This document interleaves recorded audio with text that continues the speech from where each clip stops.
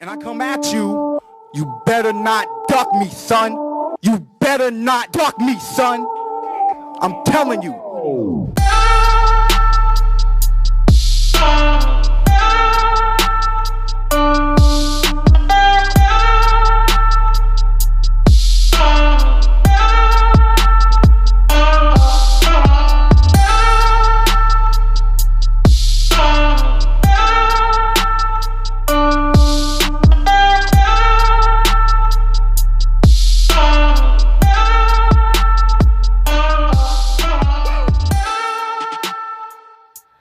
Dante's Boxing Nation, what's going on, guys?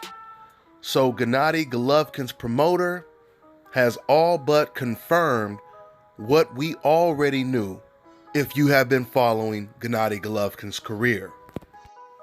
Golovkin's promoter, Tom Loeffler, he's attending the Ryoto Murata versus Rob Brandt fight, and he said that there's a very good chance that Golovkin can fight him next. He said the fight makes all the sense in the world. And in this conversation, keep in mind, he never even mentioned Jermall Charlo's name. Matter of fact, this is what Tom Loeffler had to say. We have a very good relationship with Mr. Honda and also Top Rank and Bob Arum. That seems like a natural fight for Gennady Golovkin. Gennady has fought all over the world. If that fight were to happen in Japan, Murata is a fighter that has done some great things. The Japanese boxing market is having a renaissance because Murata gets monster TV ratings in Japan, sells out arenas there. Now, the first thing I want to say is I had a couple decafs call into the radio show last week, and they told me that Golovkin was going to fight Charlo. He's not going to avoid him. Why do you think Golovkin will avoid Charlo? Listen, man, you didn't have to be a genius to know that Gennady Golovkin wasn't going to fight Charlo. All you had to do was remove your personal agenda and emotions from the equation, and you would have known the answer as well. What Tom Loeffler just said about Murata is similar to what he said about Vanes Martirosyan before they took that fight. The only difference is, at least Tom Loeffler, he kind of sugarcoated that one a little bit by saying there's a lot of opponents for us to face. And he said that Vanes Martirosyan is one of the main people that they're focusing on. Tom is not even trying to set up any smoke screens when it comes to this decision because he didn't mention any other fighters as an option for Gennady Golovkin, including, once again, the opponent that the WBC ordered him to face to get a third fight with Canelo Alvarez, which is obviously Jermall Charlo. I'm going to tell you guys right now, with a move like this makes it very difficult for fans to try to make excuses why Gennady Golovkin is not facing. And this is what happens when a person is not telling the truth. You have to continue to lie, and then you're going to start contradicting yourselves while you're lying. That's why there is nothing more consistent than the truth. The truth is the easiest thing to explain. But once you continue to lie, then you have to remember all your lies. And then it becomes extremely difficult to once again avoid contradicting yourself. One of the many excuses decafs will use to try to defend Gennady Golovkin is saying Jermall Charlo, he hasn't fought anybody. Who has he fought? So now we have to ask the question, who has Murata fought then? See, people, these decafs, they don't think before they say things. When you say something like that, you're actually implying that now Gennady Golovkin is going to face someone better and more proven than Charlo. What if he doesn't? What if he faces a guy who's 14-1 and doesn't have the same resume that Jermall Charlo has? And the person I'm describing is Murata. He's the one that's 14-1. He has one loss against Hassan Endam, and he has a win over Hassan. But do you think any of those same fans that said, who did Charlo beat? You think any of them are going to say this about Murata? You think any of them are going to complain about Golovkin fighting Murata? Of course not. We already know it's a rhetorical question. Because these fans never cared about Golovkin's opponents deserving to fight him. If that were the case, they would have complained about 95% of Gennady Golovkin's opponents. But the reality and the truth is, as long as it's a guarantee win or close to a guarantee win for Gennady Golovkin, they have no problem with the fight. Coincidentally, the one guy that will most likely beat him, he doesn't deserve to fight Gennady Golovkin. But Dominic Wade, Willie Monroe, Adama, etc., etc., etc., bring them on. They deserve to fight Golovkin. Oh yeah, that makes all the sense in the world. I'm telling you guys right now, the way Gennady Golovkin is going with his career, he will go down hands down as the most overrated fighter of this generation. And I keep explaining to you guys, you have to understand what the definition of overrated is. Overrated, that means the public, the fans, the media, they are overrating Golovkin higher than he deserves to be rated. ESPN, they rated him as top 25, one of the greatest fighters in the last 25 years. Then more recently, ESPN, they put him down as top 2, the greatest middleweight in the last 25 years. And yet, he loses and gets backed up by a smaller Canelo Alvarez, who coincidentally, a bigger Canelo Alvarez got backed up by a smaller Floyd Mayweather. By way of contrast, what does that tell you about Gennady Golovkin? He lets a smaller fighter back him up, while Floyd Mayweather was able to back up a 15 to 20 pound bigger Canelo Alvarez close to age 40. So not only did Canelo force Gennady Golovkin to abandon his Mexican style, but he also beat him. So he loses to Canelo Alvarez, and clearly you would think he will want a third match. But once the WBC tells him you have to fight Charlo to get a third match, now all of a sudden he changes his mind and he no longer wants to fight Canelo or Charlo to get to Canelo. So right when Golovkin thought that his Charlo problems went away, the Charlo problems became even bigger. First, Charlo was Golovkin's mandatory for almost 2 years. And we already know that Golovkin was about to give up his belt if he didn't lose to Canelo Alvarez to avoid Charlo, just like he had already gave up his belt right before the Canelo Alvarez fight to avoid another tough mandatory in Sergey Derevyanchenko. Let me ask you guys this question. Let's say it was Floyd Mayweather, Andre Ward, Terrence Crawford, or an Errol Spence, right? They are the champion of the world, and all of a sudden, this undefeated knockout artist, Gennady Golovkin, becomes their mandatory. Do you think, honestly answering this question with no bias, do you guys think that Floyd, Errol, or any of the fighters I just mentioned, you think they would give up their belt not to fight against Gennady Golovkin? You know damn well they would be clamoring for a fight like that. You know, Demetrius Andrade, he just recently said in an interview, I'm too old to be fighting nobodies. So you have a fighter like Demetrius Andrade who's saying he wants to fight the best. There's no reason for him to be fighting tomato can after tomato can, journeyman after journeyman. But when it comes to Gennady Golovkin, these fans, they make all these age excuses saying he shouldn't fight the best. He shouldn't fight the best. He shouldn't fight these tough opponents because he's old. They're all over the place. They're making all kinds of excuses. They're split. They really don't know how to defend this without contradicting themselves. Once again, it's impossible not to contradict yourself if you don't just stick with the truth in this Golovkin situation. Like I told you guys earlier, you have some fans saying Charlo, he doesn't deserve to fight against Golovkin.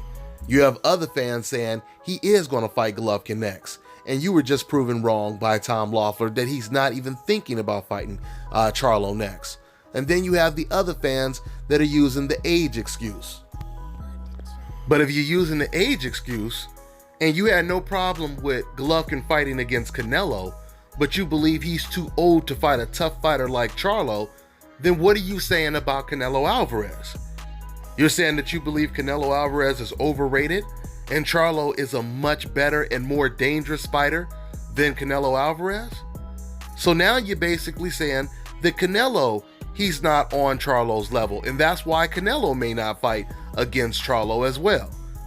See, no matter how you try to defend Gennady Golovkin, it's just going to end in a contradiction at the end of the day. In Gennady Golovkin's career, he had an opportunity to fight against pound for pound number one, the best fighter in the world, who was only one division above him. Keep in mind, Andre Ward did exactly what he was asking Golovkin to do. Andre Ward, he moved up in weight because HBO, they asked him to move up in weight and go up against Kovalev to protect Gennady Golovkin from Andre Ward. So Andre Ward, he practiced what he preached, moved up in weight, beat the man Kovalev twice, stopped him in a second fight. Floyd Mayweather moved up 5 weight classes, and close to age 40, he was still fighting bigger, stronger opponents like Canelo Alvarez, who was 15 to 20 pounds bigger than him. And for those of you fans that try to use the excuse for Canelo, saying, hey, well, Canelo was too young, he was only 23. This is how you debunk that ridiculous notion. Let's reverse the roles. Imagine if it was Floyd Mayweather that was 23, and it was Floyd Mayweather that was at a higher weight class fighting against a Canelo who's close to 40 years old. Who would you favor to win that fight? Not only would you favor Floyd Mayweather to win that fight, but you would probably call that a mismatch. Some of these decals will be calling that a cherry pick, saying Floyd is just picking on this old, smaller guy, etc., etc. Because we know if Floyd was naturally bigger than a Canelo Alvarez and he was 23 years old, do you guys know what Floyd Mayweather was doing at age 23 in the sport of boxing? Floyd had already knocked out Janelle Hernandez and Angel Manfredi before he was 23. So you can only imagine what Floyd Mayweather would have did to a 37-year-old Canelo Alvarez coming up in weight, while Floyd is naturally the bigger guy. The ironic thing is these fans who claim they hate Floyd Mayweather, they always bring up Floyd Mayweather's name when it comes to defending a Gennady Golovkin or a Canelo Alvarez, trying to say, hey, Floyd did all the same things, etc., etc., etc. It ain't even apples and oranges, it's apples and rocks. There is no way you can compare what Floyd Mayweather was doing, especially at the same age of these fighters. Golovkin just struggled against a smaller Canelo Alvarez that a 37-year-old Floyd Mayweather dominated with a weight disadvantage. Floyd Mayweather said he woke up the day of the fight weighing 146 pounds, fighting against a junior middleweight that we know rehydrates to damn near 170 plus. Something else these fans say that always ends in a contradiction. You know, these fans, they claim, these decafs, they claim that they don't like to hear black people talking about race. But whenever I do a video talking about Golovkin or Canelo possibly fighting against their mandatories, or Charlo, who Golovkin is ordered to fight to get a Canelo rubber match, whenever I even mention that, these section saying, oh, you black people just want Golovkin to fight against Charlo, or you black people just want Canelo to fight against Charlo, fight these black fighters, Andre, Jacobs, etc., etc., etc. These decals are so brainless that they don't even realize that they're admitting that non-black fans like themselves, they don't want Golovkin to fight against tough black opponents. Because at the end of the day, like I always tell you guys, everything I tell you is always proven. These fans don't want Golovkin to lose, but if he does lose, they just hope it's not against a black fighter, or not to a black fighter. Talking about you don't want to hear about race, but yet fill up the whole comment section talking about you blacks, you blacks, you blacks this, you blacks that. And then you got the ones who post the racial slurs, and once again, none of these hypocritical ass fans ever replies to those racist fans asking them if they can please stop talking about race. Can you please stop injecting race into this conversation? Can you please just keep it boxing? They don't say that to them because they don't have a problem with someone being racist towards black people. They only have a problem with them being exposed as a racist. Once again, I'm going to keep preaching and keep telling you guys this. The only people that will feel uncomfortable with me exposing racism are racist people. So when you hear somebody saying, oh man, I don't want to hear this, etc., they're saying this because they feel guilty. If you're not one of the racists, why are you in the comment section defending yourself like you're one of the racists? There's no reason for you to comment and say, oh man, I don't want to hear this. Look, man, everyone is a little racist and I'm not racist and I have a black friend and my favorite fighters are Terrence Crawford and Mike Tyson. So I'm not racist at all. So if it doesn't apply to you, why are you defending yourself? If I start talking about gay people, are you going to come out of nowhere and say, hey man, listen man, I'm not gay. I banged a whole bunch of chicks and I have friends that can prove that I'm not gay, etc. I love women. Are you going to defend yourself like that if it doesn't apply to you? Of course not, right? The only way it would bother you or make you feel uncomfortable is if you are one of the racists yourself. There's no way you can logically justify you not being annoyed or bothered when you see people posting racist comments about blacks that had nothing to do with the video, and they're just posting all these racial slurs, and that doesn't bother you, but it pisses you off and bothers you when someone reports it. It's clear that that person is a racist. You cannot have it both ways, guys.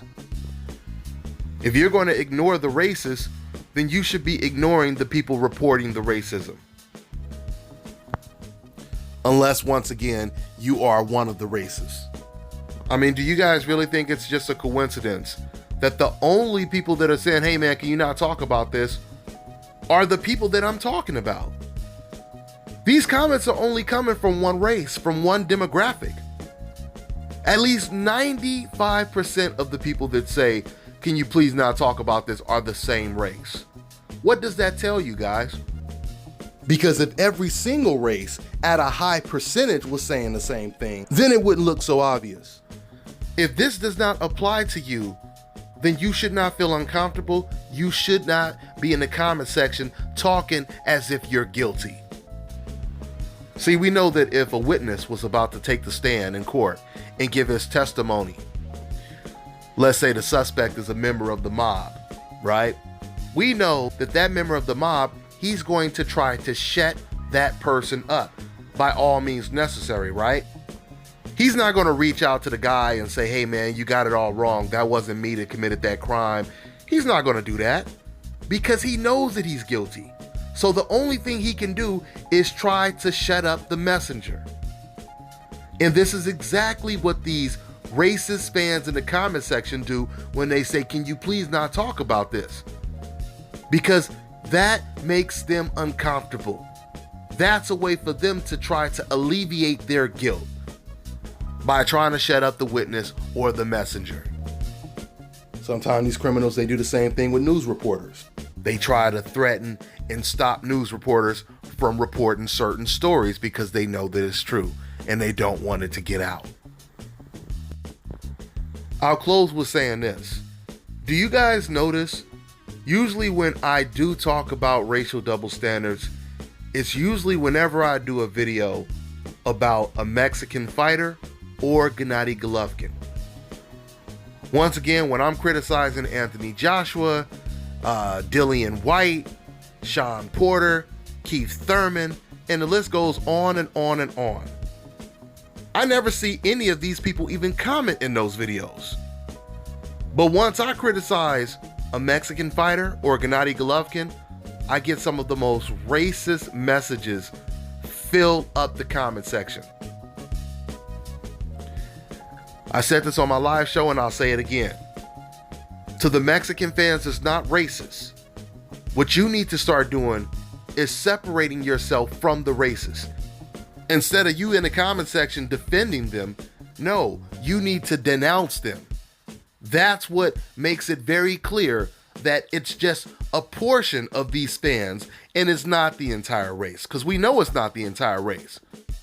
But if you in the comment section defending the ignorance, then you're no better than them.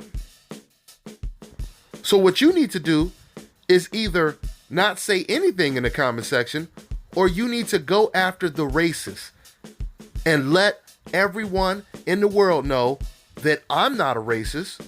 So Dante is not talking about me. He's talking about this group right here. You know, I've always made it very clear that when I talk about these racist fans, I am only talking about the racist ones. I'm not talking about Mexicans. I'm talking about some of the racist Mexican fans. That doesn't include the non-racist Mexican fans. Same thing applies for these Gennady Golovkin fans. I'm not talking about white people. I'm talking about racist white fans. But the truth is, the funny thing about that is 90% of the racist comments that I do receive, it doesn't even come from white people. It only comes from one race. But like I said before, if you share this race and you're not one of the racists yourself, then you're not included in the list of people I'm referring to. So if you truly don't want to hear about race at all, there's a couple things you can do. You can start responding to some of those racist people in the comment section that constantly call black people racial slurs for no reason at all. You can start making them feel uncomfortable.